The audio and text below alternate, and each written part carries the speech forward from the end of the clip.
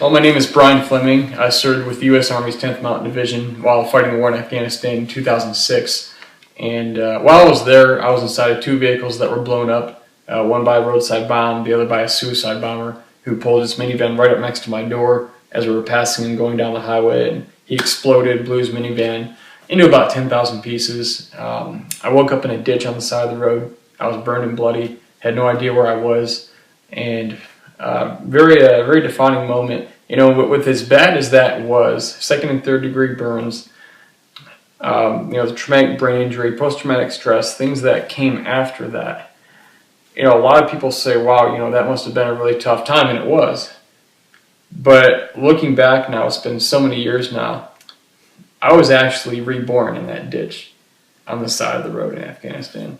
And what I mean by that is, I was a believer already. And I knew I was on the track. I was walking the path that God had for me to walk.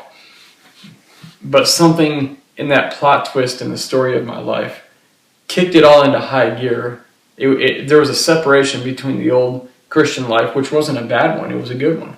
But there was a separation there somewhere where we're not playing small anymore. We're going big. And it's interesting, we all seem to have, everybody I talk to as I travel and speak and I write books, everywhere I go I meet people and we all have a story.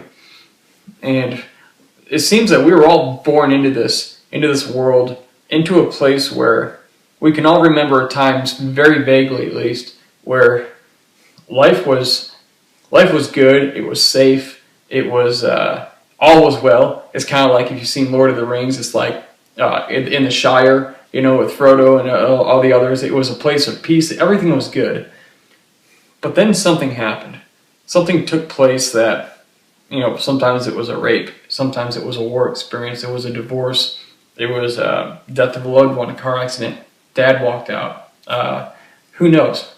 But we all have a story where we were in this place before where all was well, and then something violently forced us out of that. Kind of like you hear these war stories of these villages of people that are driven out by an ambush by a superior force of violent fighters and terrorist groups, and that's happened in our lives, and we've sort of been driven into this state of exile that we feel. We've been driven out of our homeland, all we knew, and we're just kind of wandering through these dry and foreign deserts of life, and really just seeking to find our way back home. And so many people, they don't make it. They don't know what to do. They don't trust in God. They rely on their own efforts, and we certainly should to an extent. But also, I always believe that you do what you can do, and have faith for God to do what you can't do. Because if you do your part, He'll do His part. And my journey now has led me to a point where not only have I found my way back home, my home was not the place I originally thought. Oddly enough, the home is not the place where I began. You think of the Star Wars movies. If you look back, even these great stories of Star Wars, if you look back at the first Star Wars movie, Luke Skywalker wants to be a Jedi, right? His uncle says, no, you can't do it. You can't get there. He wanders out, meets Obi-Wan Kenobi, ends up coming back home from that little trip where he gets lost, and I think he gets jumped by some aliens. He comes back to where his aunt and uncle live, who he's living with, and the place is destroyed. Because the dark side was looking for that droid they had. His relatives were dead. His home was destroyed. That's the point, like in that story, for example, he was thrust into some sort of exile where there's nowhere to go but out into the unknown. And so many people, they go through that in their lives. But I always say there's three things that God has shown me that are keys to recovery and fulfilling the purpose that He has for our lives. And it's meaning, it's mentorship, and it's a mission. I believe there's meaning behind our experiences and in our suffering. And I believe God wants us to seek that out. Because when you find meaning in your suffering, like I did, it's like Viktor Frankl said, it's amazing. Viktor Frankl was a psychologist, Austrian psychologist, World War II, lost his entire family. He was a Jew, lost them in the concentration camps. He survived. And one of the things I remember him saying in his book, Man's Search for Meaning, which is a great book, he said, in some ways, suffering ceases to be suffering. At the moment, it finds a meaning. And after my war injury, looking back on that, I found when my first mentor tossed me up on stage in front of 3,000 people. Yeah. I'm like, oh, I was still wrapped in burn bandages. And I didn't really realize I was going to tell my story. I didn't get butterflies. I didn't have time. And what happened, though, is I found afterwards this young lady came up to me.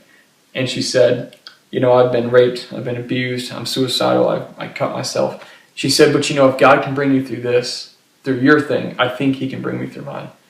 And that was what I call the 1 degree shift. That was the 1 degree shift, that small little tiny shift in my life that completely altered the course of my life forever. It's kind of like if you're 1 degree off and you're only going 100 feet, it really doesn't matter. But if you're going 100 miles and you're 1 degree off on your compass, you're going to land in a very different destination than you intended. The divide is enormous.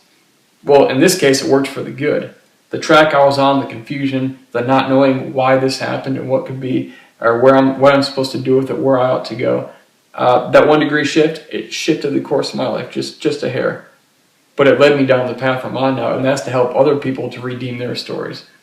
And you know, in the Bible it says that the steps of a righteous man are ordered by the Lord. And I'm certainly not righteous. I know more better than anybody. But because of what Jesus did for us, we can be seen righteous in God's eyes. We can qualify for that because of what he did. And he will lead us if we're willing, because he's given us free will.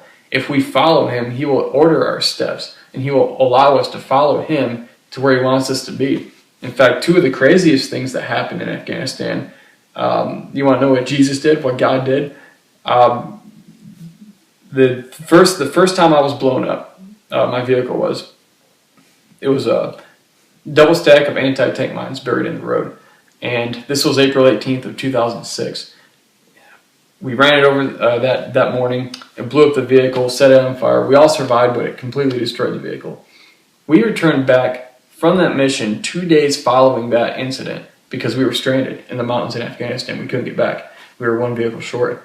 And my mother had written me an email that day, the day we returned. And she said, Brian, I don't want this to scare you. This might sound a little bit odd, but a couple of days ago I had this really strange, intense feeling to pray for your protection. And I thought, wow, that's kind of cool because I just got blown up 2 days ago. And I didn't tell her what happened, obviously, but I did ask. I said, what time did that happen? And, you know, what time of day? I worked out the time difference between Afghanistan and upstate New York. And I hadn't talked to her in 4 or 5 days when this happened, the explosion, by the way. We'd been out on a mission. And she gave me the time, and I worked it out, and it was within just hours of that explosion taking place that she was driving home from the store near Rochester, New York.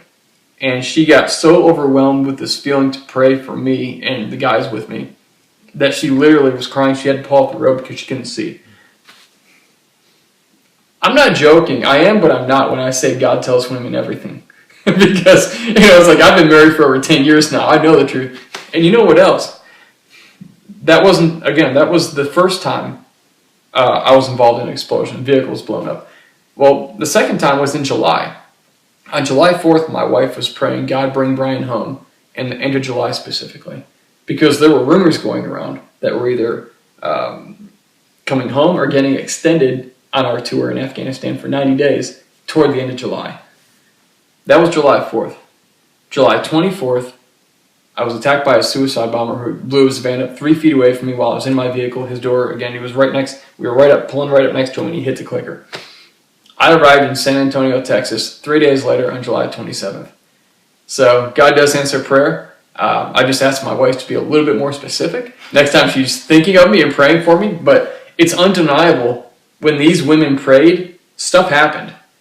The first time, I believe it saved our lives. There's no explanation as to how she could have known or felt inclined to pray for us around that exact time. You can't put that in a test tube. And as far as my wife, there's no way she could have known, but she believed. She even had some family members say, well, Jamie, don't get your hopes up, because what if it doesn't happen? And she got mad. She said, well, what the heck am I praying for if I don't actually believe that God can do it and it's going to happen? I guess it shut everybody up. And sure enough, end of July came around. Oh, and by the way, after I came home, when I arrived home on July 27th, within a few days, my unit was extended for 90 days, and the rest of them didn't come home until about Thanksgiving. So how do I explain that? What did God do for me? What did Jesus do? Well, he took a horrible situation, a painful situation, and he transformed it into the vehicle by which he would bring me into the next chapter of the story of my life that he's writing to fulfill the purpose for which he created me. And that's just the coolest thing in the world. Getting attacked by a suicide bomber, it never felt so good. My life is amazing because of it, and I get to help so many people, and I help other people use their story now.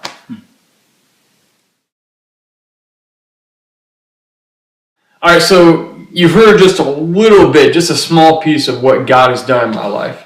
You know, I'm not one of those people who likes to get up and add extra syllables to my words to sound extra holy or anything crazy or stupid like that. Look, the real deal is this. I can't explain why I'm still here. I can't explain why my situation has worked out so well given how tragic and painful it was. The only thing I can really chalk it up to is that I was willing to give God my circumstance, and I was willing to see him use it. And that required me to let go of some of the things that I was hanging on to because of that circumstance. And clearly, you can see in my life what God has done. You can see what Jesus has done and how he's been the difference in my life. I mean, who gets blown up twice and attacked by a suicide bomber 3 feet away from him when he explodes? Gets burned up and everything else and injured and brain injuries and post-traumatic stress, all this stuff. Good things just don't generally come from that sort of situation. But you know what? Your situation is no different. We all have a story to tell. And the epic story of your life is still being written every single day. And it doesn't matter how bad the last chapter was. It doesn't matter how bad this chapter is.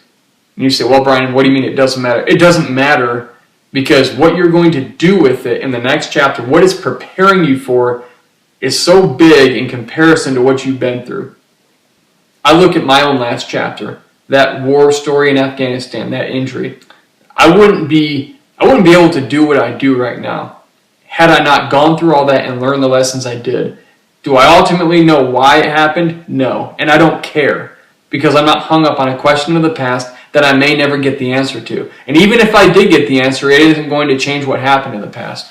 All right? So I want you to think about your life. Whatever it is you've been through, maybe it's the divorce. Maybe it's reconciling the relationship with your kids. Maybe it's the abuse you've suffered. Whatever it is, I'm here to tell you nothing is bigger than God and what he can do in it when you're simply willing to give him your situation and to watch him work through it. So that's my challenge to you. You can have a better life. You can live an incredible story, redeemed relationships, and you can do better in life overall because you give your situation to the one who created everything. That's my challenge to you. Give it to God. Ask Jesus to do something incredible with your life, to help you through this chapter and to launch you into the next great chapter in this epic story of your life, and watch what happens.